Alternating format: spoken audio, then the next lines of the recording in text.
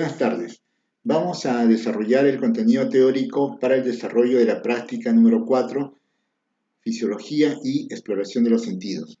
El primer sentido que vamos a abordar, la visión, involucra un proceso de transformación de las ondas luminosas en estímulos nerviosos y conducción e interpretación en la corteza o hacia la corteza cerebral. La visión es un proceso de refracción de la luz que permite la formación de imágenes en la retina. Este proceso de refracción se da inicio en la córnea, en la cara externa de la córnea, donde la luz es refractada y conducida a través de esta estructura gracias a la forma y permeabilidad a la luz de esta.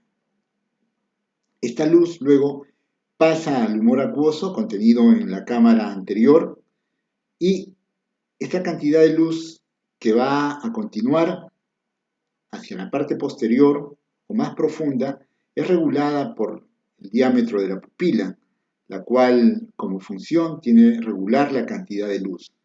Esta luz luego ya incide sobre el cristalino, que es un lente biconvexo, el cual también goza de una permeabilidad adecuada para el paso de la luz. Luego la luz llega al humor acuoso en la cámara posterior, el cual debe tener la forma y tamaño adecuada. Forma y tamaño adecuada que debe permitir la incidencia de la luz o del haz de luz sobre la retina para la formación de imágenes.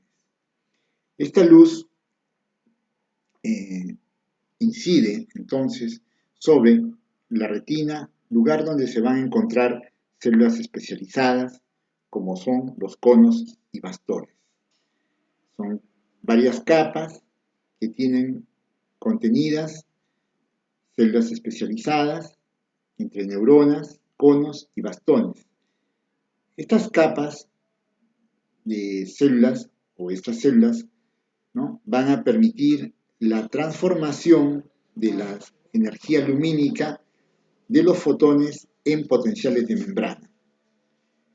Los pigmentos contenidos en los conos y bastones absorben la energía de las ondas luminosas y transforman su estructura molecular.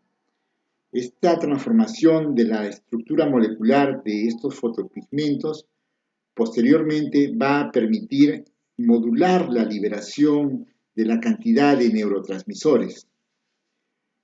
Los conos y bastones van así liberar menos cantidad en presencia de luz y una mayor cantidad en ausencia o disminución de la luz, es decir, en la oscuridad.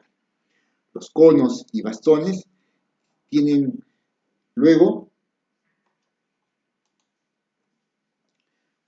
una distribución y densidad adecuada para luego sinapsarse con células especializadas, las células bipolares. Estas células bipolares van a sinapsarse posteriormente con las células ganglionares. Así luego se va a formar el nervio óptico. Los axones de las células ganglionares, ¿no?, los axones de las células ganglionares convergen en el disco óptico para formar el nervio óptico, que entra en la cavidad craneal a través del agujero óptico, terminando estas vías de conducción en el cuerpo geniculado lateral del tálamo. Las fibras de la cintilla óptica también se proyectan en los tubérculos cuadrigéminos anteriores para la percepción de la mirada refleja. También en la región pretectal para el reflejo de la luz y en el núcleo supraquiasmático del hipotálamo anterior para la generación de los ritmos circadianos, importantes en la regulación neuroendocrina. El quiasma óptico, casi en su totalidad de fibras nasales que se originan en la retina, van a cruzar, como vemos, hacia el lado contralateral.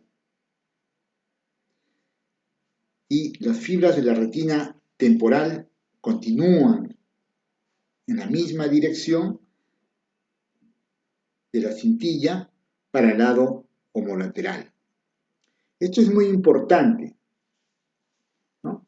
Puesto que va a permitir la identificación de lesiones según la alteración de los campos visuales o la pérdida de la visión en los campos visuales, como vemos en el diagrama que se encuentra al lado.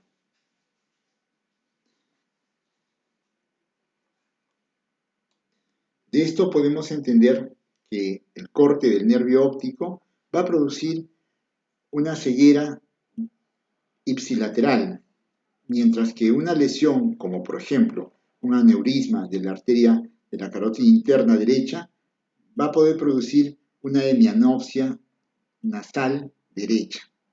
La compresión del quiasma óptico, en el caso de un tumor hipofisiario, va a ocasionar la pérdida de la visión periférica de ambos campos temporales, o inclusive la hemianopsia bilateral heterónima.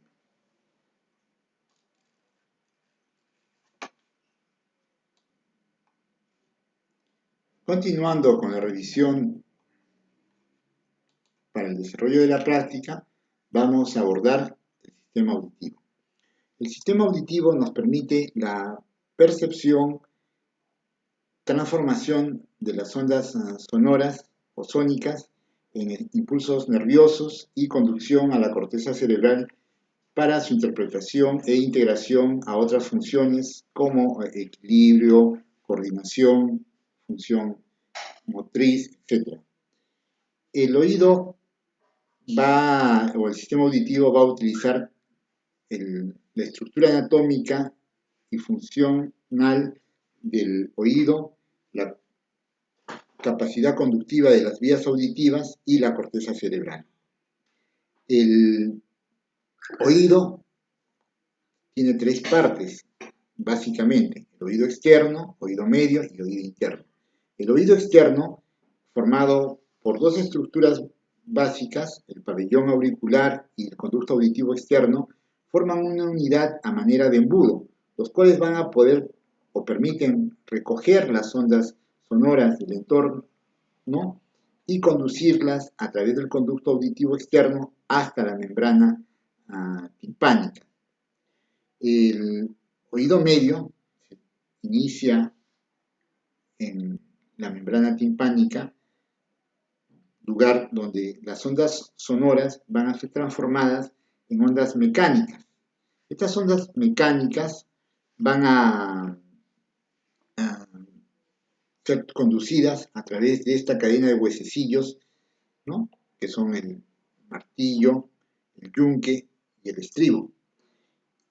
Estas cadenas de huesecillos finalmente va a llegar a la ventana oval. Entre la ventana oval y la membrana timpánica, esta cadena de huesecillos va a ser sostenida con determinada tensión y elasticidad, permitiendo la conducción de esta onda mecánica a través del oído medio. Este oído medio, a su vez, goza de una presión determinada gracias a su comunicación con la nasofaringe por medio con la trompa de Eustaquio. Esta trompa de Eustaquio permite regular las presiones que existen en el oído interno, en el oído medio, con la nasofaringe, y mantener la tensión adecuada sobre la cadena de huesecillos. Estas presiones o este equilibrio de presiones se puede perder cuando se produce una obstrucción de la permeabilidad o una pérdida de la permeabilidad de la trompa de Eustaquio y disminuye o se produce una disminución en la audición.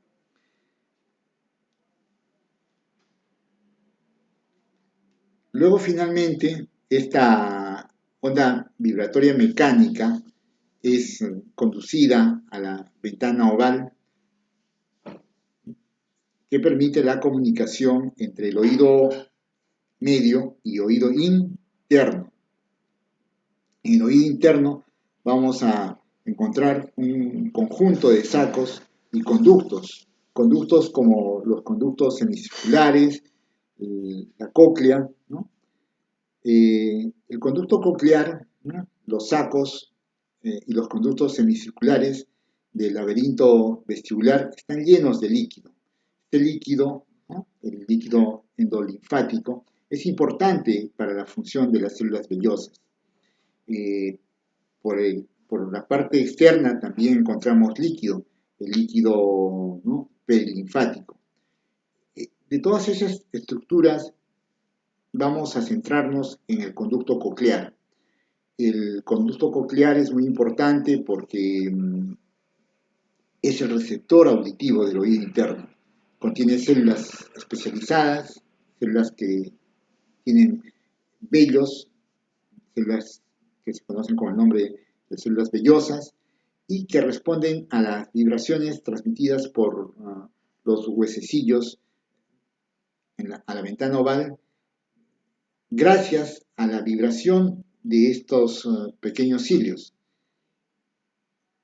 Estos cilios o estas células vellosas se encuentran dispuestas en la membrana basal, en el órgano de Corti, de tal forma que sus cilios se proyectan hacia la membrana tectoria. Así, la transducción auditiva es el proceso de transformación del sonido en impulsos nerviosos. Los cilios de estas células vellosas de la membrana basal están embebidas en la membrana tectoria. Las ondas sónicas producen vibración del órgano de Corti y hacen que las células vellosas se doblen.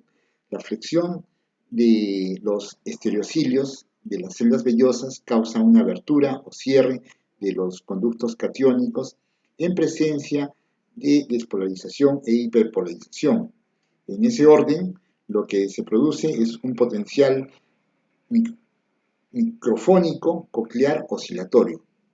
Las células vellosas internas hacen la transducción del sonido, en tanto las externas agudizan la entonación del sonido.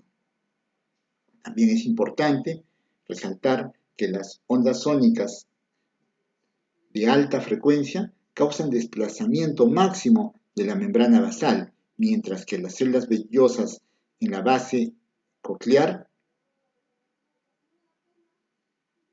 generan el impulso eléctrico. Ahora, las ondas sónicas de baja frecuencia estimulan al máximo las células vellosas en el ápice coclear.